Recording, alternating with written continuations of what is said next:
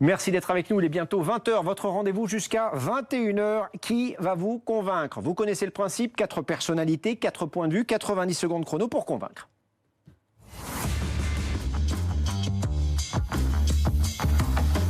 Et vous avez peut-être entendu tout à l'heure Samia Ghali sur notre antenne dire mais pourquoi pas l'armée dans les quartiers pour sécuriser ces quartiers, pour permettre à tous ceux qui y vivent, jeunes compris évidemment, d'aller mieux. L'armée dans les quartiers, ça marche ?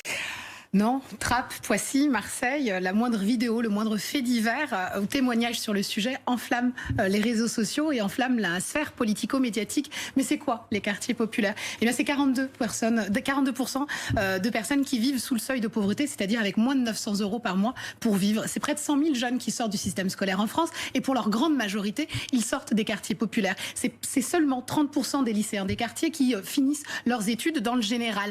C'est un sentiment d'insécurité qui explose. Près de 25%, avec des caïds qui tentent de récupérer les quartiers et un trafic de drogue qui gangrène la tranquillité des habitants. Mais c'est aussi un quart des habitants des quartiers populaires qui ne se soignent pas dignement, tout simplement parce qu'ils n'en ont pas les moyens. C'est parfois un seul généraliste dans toute une cité de 3, 4, 5 000 habitants. Et bien quand j'entends qu'il faut ramener l'armée dans ces territoires, forcément je bondis de ma chaise. Moi pourtant, petite fille de militaire avec un profond respect pour nos forces armées, une réelle admiration, eh bien, n'en déplaise à Samia Ghali, même si je l'apprécie par ailleurs, eh bien, ce n'est pas des quartiers, ce n'est pas des militaires dont on a besoin dans les quartiers, mais bien des enseignants, des éducateurs, des policiers aussi, beaucoup de policiers, des infirmiers, des médecins et des entreprises, parce qu'il nous faut des emplois. Alors, avec mon association Move Territoire, on a fait le tour de France des quartiers populaires. Des solutions, il en existe avec des acteurs qui ont une formidable énergie, parce que c'est eux aussi la force vive de la nation. Et je pense que les hommes politiques et les femmes politiques doivent un petit peu se mettre au travail, arrêter les politiques stériles, parce que c'est ça, faire France. Je soutiens l'idée qui est portée par le général Bertrand Soubelet, qui consiste à dire qu'il faut mettre en place des task force de militaires, de gendarmes, de policiers, d'éducateurs, de psychologues, de juges, pour aller traiter quartier par quartier et faire en sorte que nous laissions les jeunes de ces quartiers, ceux qui veulent réussir, ceux qui ont la niaque, leur donner la possibilité de réussir, ce qu'ils ne peuvent pas faire aujourd'hui. Oui, mais c'est une mauvaise solution. Et pour le coup, moi, j'y étais pas l'année dernière, mais il y a à peine 3 semaines dans les quartiers nord de Marseille. Et effectivement, moi, je crois qu'il faut véritablement une sécurité réelle, avec des policiers qui rentrent partout et qui font leur travail. Mais pour pouvoir avoir des policiers, il faut d'abord les recruter. Et je regrette de dire et de constater qu'effectivement, aujourd'hui, nos écoles de police ne sont pas remplies parce que c'est un métier qui n'attire plus. Donc il faut bien évidemment revaloriser le métier de police, le métier de policier et le renforcer. Mais on ne peut pas tout voir sous le prisme de la sécurité. Et on l'a vu dans les chiffres que je viens d'énoncer, la République, elle n'y est plus parce qu'on n'est même plus dans l'égalité des chances, on n'arrive même pas à avoir l'égalité des droits. Et donc ça, c'est une réalité qu'on occulte.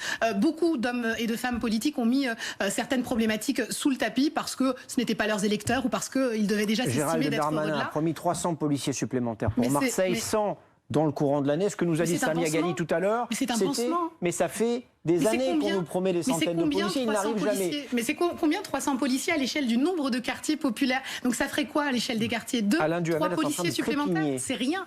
Bien sûr que ce qu'il faut, c'est réussir à avoir des profs, c'est avoir des classes qui sont pas complètement...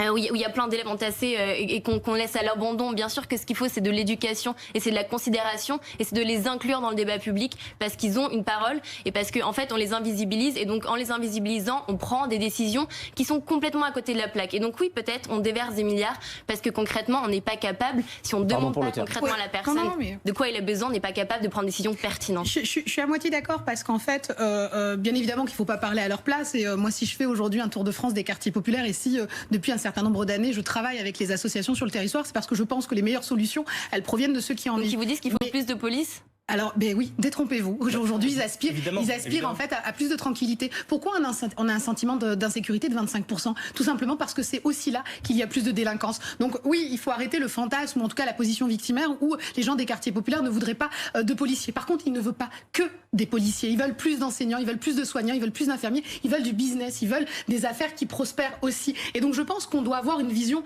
d'ensemble et arrêter en fait d'avoir une vision très politicienne. Et c'est ce qui est toujours gênant en fait dans ce territoire, c'est que bien évidemment, enfin dans ce problème, c'est qu'on donne peut-être pas suffisamment la parole à ces territoires, mais je ne crois pas que ce soit un problème que de gens des quartiers populaires. La question des quartiers populaires, ça nous concerne tous en fait, parce que Faire France, mais donc, eh bien, c'est vous, complètement. c'est Monsieur Smati, c'est Monsieur Duhamel, c'est tout le monde en fait. Il faut qu'on les invite à la table et ce qui est gênant, en fait, c'est qu'on pense en fait qu'il n'y a que les quartiers populaires qui doivent se mobiliser. Moi, je pense que c'est un véritable problème français et que tout le monde doit vouloir la réussite de ces quartiers. Et donc arrêter de les invisibiliser, c'est peut-être justement ça, les inviter autour de la table. Voilà, c'est l'heure maintenant de voir qui vous a convaincu.